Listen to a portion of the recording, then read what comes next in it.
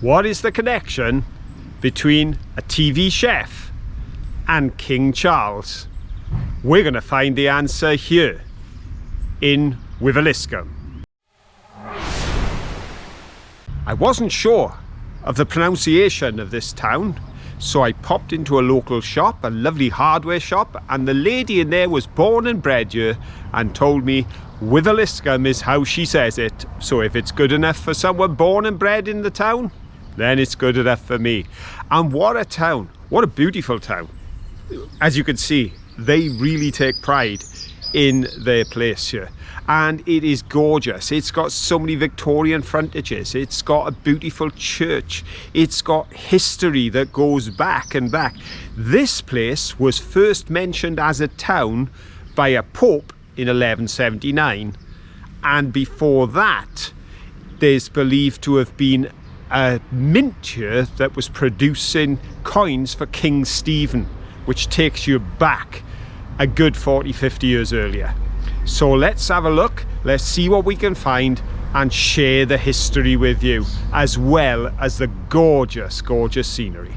And I gotta go straight to this tree. I've only ever seen these in gardening books. It's called a snowball tree, and look at that, they're just like snowballs. Oh, if I put my hand there, they're proper snowball size. I love these. They don't smell, but they're just so gorgeous and so tactile.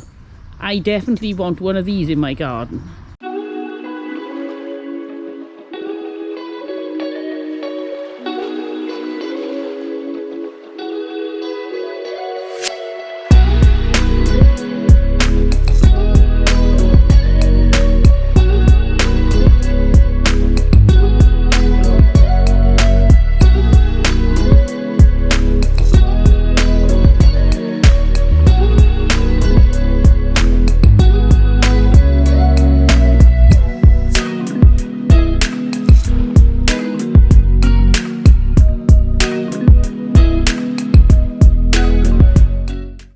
Look at these lamps. Now they're definitely different. We've got some pottery. Look at these rabbits. Oh, they are such fun. Probably about 18 inches high. What do you think? Almost 2 foot possibly. And a big tortoise or turtle. An interesting rag. And look at this cabinet. £865. I love it. I don't think I'd pay £865 for a cupboard just yet, but it is very nice. Oh, it's an estate agent. Let's have a look. Oh, Dolly's Cottage, £175,000. Let's have a look what else they got. There's a modern house, £399,950. And if you want something a little more traditional, we got this one here, £575,000. And this one costs £600,000. And look at that one at the top. Oh, you wouldn't need a telephone, you could use the one in the street. I like that. £645,000. And a thatched roof. Ooh, very posh. Look at these flowers. I love these huge poppies. Now I've got these and they are red all the time. From the second they're in the bud like this, they're bright red. These are quite peachy and pale. There's one that's half opened, and then look at that, when they're completely opened, quite red. Not as red as mine. And there's also a Clematis montana growing up there. They're crazy. They go bonkers. Brilliant if you want quick cover. And what we got? Oh, we've got some rosemary. And I'm not sure what that is, but I like it. And we got some asparagus fern too. And of course a little snail. Now look at this interesting gate. It's open. Oh, look at this. What a lovely public area. Got lots of trees, shrubs and birds on the lawn. Let's go have a look at that seat. I love that. Oh yes, the perfect place to sit on a sunny day, and they've even covered it in a vine too. Very nice. Should we have a sit down? And that's the view. That's town, so when you've been busy shopping and you need a rest before you walk home, you can sit here and look at these wonderful gardens and just take in the atmosphere, just like Phil. Hello Phil.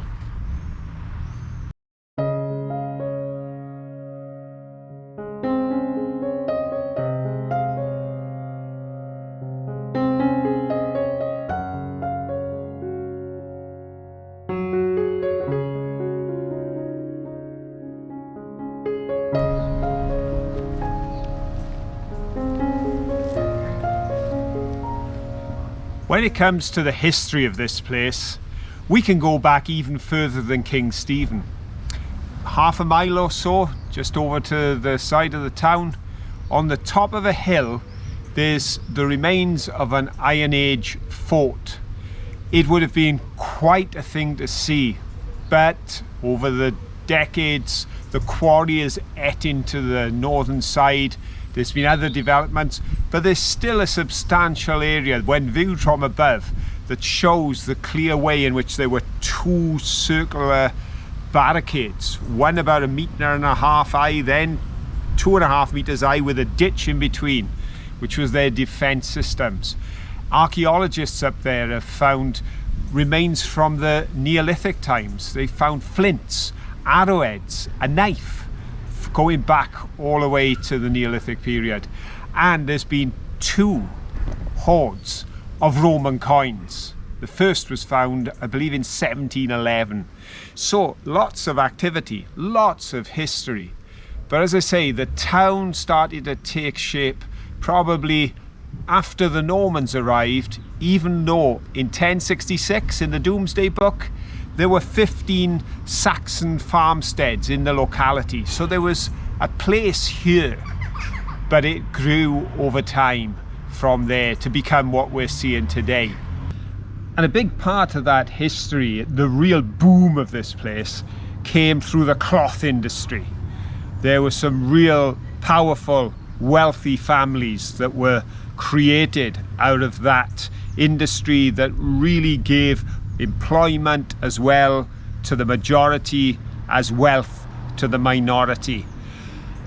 But whereas a lot of the places in this area fell into real problems with the decline of the wool industry and the cloth, Wiveliscombe weathered the storm thanks to a brewery.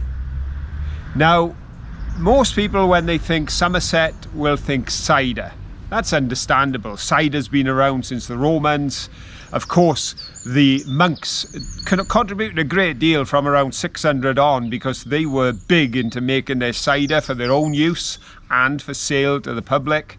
It was really up in the 1100s that they started to record cider production. And Somerset from then on has always been in the top 3 of producers, along with Hereford and Kent.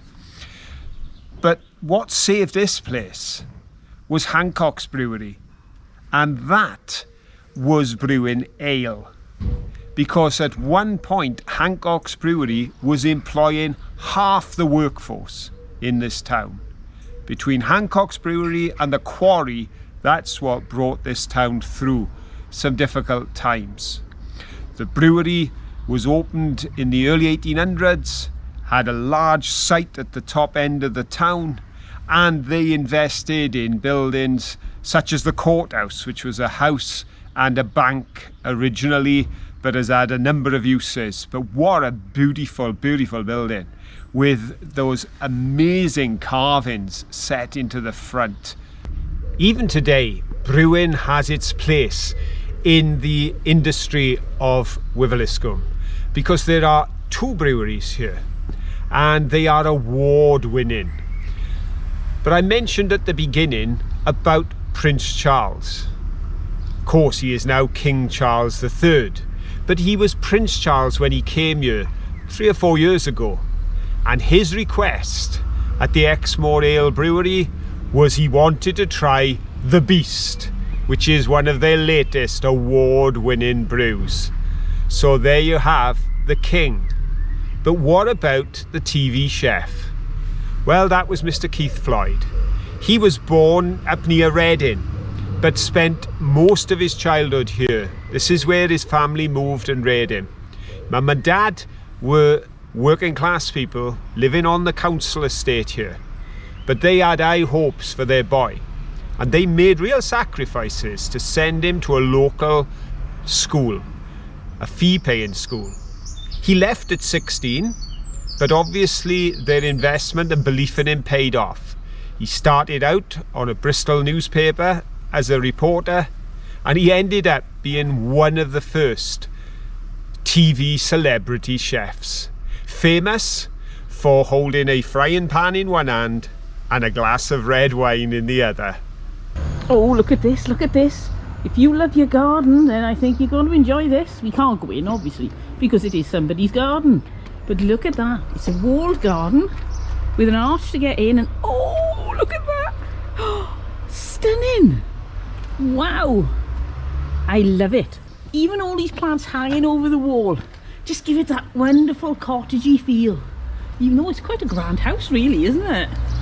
A rather large cottage, and I can see some wisteria. I love wisteria. Now, I have a friend who lives in the USA, and she says her wisteria is like a weed. I've never been able to grow it. And look at that for garage gates. Very a la posh. The old reading rooms. That is a lovely old building. Very good condition too. I think it must have been restored a little. If you look there, you can see when they actually built this, they made holes and put pegs in to hold it all together like a big building kit. And you can still see the pegs sticking out. Look at this house. You walk along the front to the door and they put all pots outside. Got some nice sweet peas coming there. And some pansies. Lots of pansies. And then, look at that. That looks so quaint and inviting. Old brewery house. They've got some steps to get up to the front door. And there, surprise, surprise, is the old brewery. Look at this on the railings. There's a man lying down with his hands behind his head, relaxing. Reminding you that coming home you can just take your shoes off, settle down and relax. I mentioned earlier about the king and his request to try the Beast, the latest award-winning ale from Exmoor Ales. And now we've reached the top end of the town, and just to my right behind me is where Exmoor Ales started their new business. They did it, I believe, in the 1970s. It's right under the shadow of that Victorian chimney stack that still stands from the heyday of Hancock's Ales, the place that employed half the workforce of the town. I just find it so beautiful to see how the years pass, but that entrepreneurial thinking continues. And this town is full of people who look to the future and take on the tasks of the present, which I find inspiring.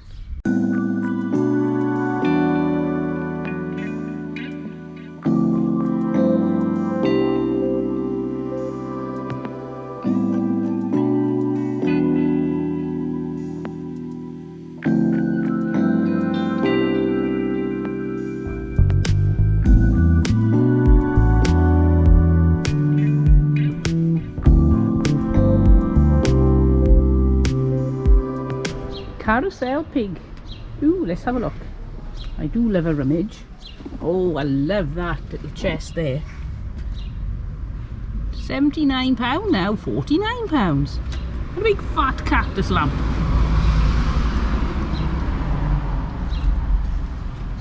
What have you found? Oh, a little metal sparrow. Top of my shed. Very nice. I could have them on the edge of my shed like that. You could. It's reduced. £4.95. Got a little rat and a little rabbit.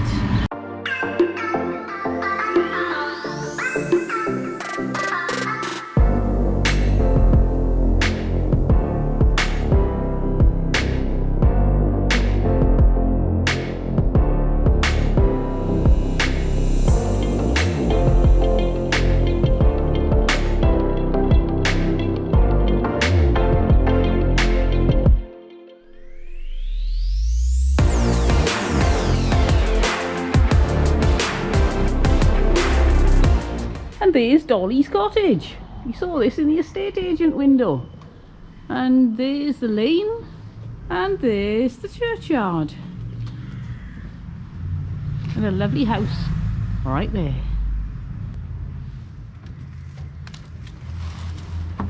Ooh, let's go in. Of course, in every town we visit, there's usually a church. And it's the same here at Wiveliscombe. because we've got the Church of St Andrew, built in red sandstone. It really makes a mark on the landscape, stands out and shouts that it is here at the centre of town. And this church was built in 1827, completed in 1829.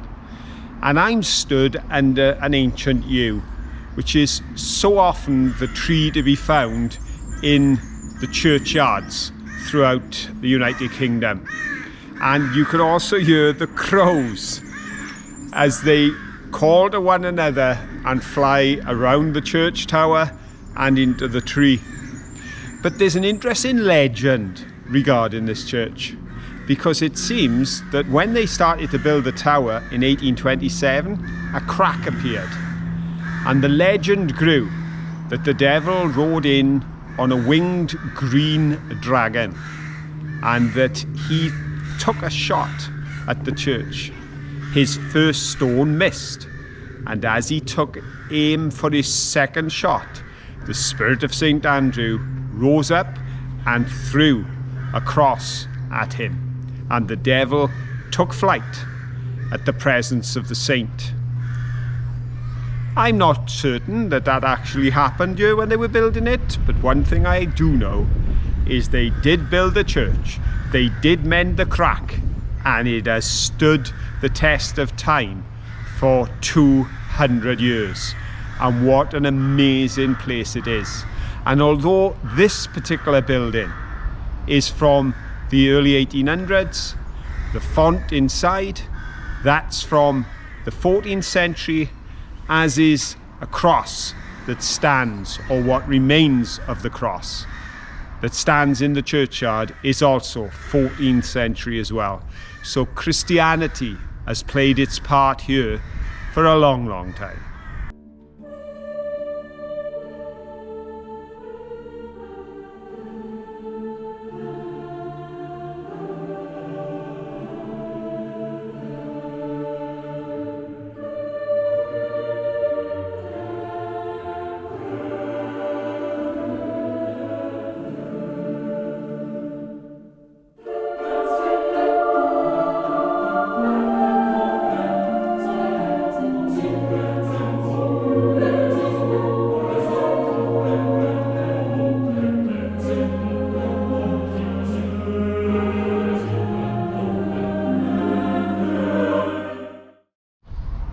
Herb garden, everyone welcome. Oh, we just have to go in. Oh look, everything's labelled. What have we got here? We've got the mint bed, and we've got some lovage. That looks very much like lemon balm. No, it's some sort of mint. I assume this would be the lovage. I've never actually seen lovage. I'll have to see if I can get some plants. Then we got golden oregano or marjoram. We've got this here, which could be some sort of, is it Spanish onion, something like that? I think there's a name for these onions, but I could be completely wrong. I may be making that up. And we've got some lavender and some chives. And here, I think this is fennel. And here we got some dill. There's a little plant of dill. This is summer savoury. And there's a nasturtium.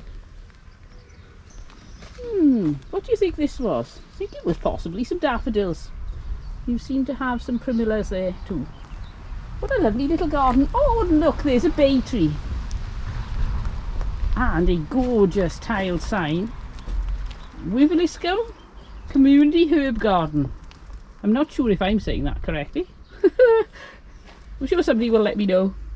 And there's the name of all the herbs. And along the top too. And right over in the corner there is a rather naturalistic area. The best way to attract bugs is to just leave things a little bit of a mess. Perfect. There's some nettles, and then there's a bug hotel. Won't make too much noise because there are probably lots of bugs fast asleep in there. You can even sit down on these very restful benches here. And just take in the lovely sights. It's really good for you to sit here and look at all this planting. Makes you feel wonderful. It's so relaxing. It's put Phil to sleep. Wake up. If there's one thing we've seen today that I didn't expect, it's inspiration for when we get home and do our garden. The planting is everywhere, not just in gardens, but on street corners, in window boxes. It's been fantastic, as it shows that people here really take pride in their town. One of the residents here started a cinema club 20 years ago in the local primary school. Another, in 2005, started their own radio station. And when the authorities said they would no longer fund the Christmas lights and the local toilet facilities, keeping them maintained, the people here, according to a local newspaper, rolled up their sleeves, got stuck in, and it was better than before. And I hope you've enjoyed Wiveliscombe as much as we have. And if you have enjoyed it, then please give us a thumbs up. Doing, doing, doing. And don't forget, till the next time we're out and about, have fun. Bye. Bye.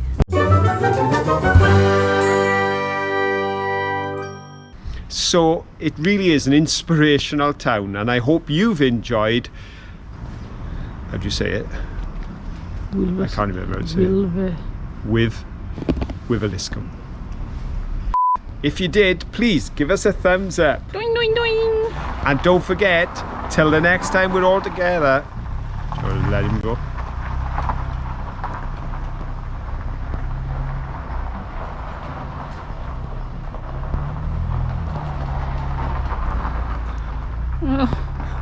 Oh, so backwards, so forward. It's also so a town that backwards. has lots of traffic that likes to drive on chip-ins and make a noise.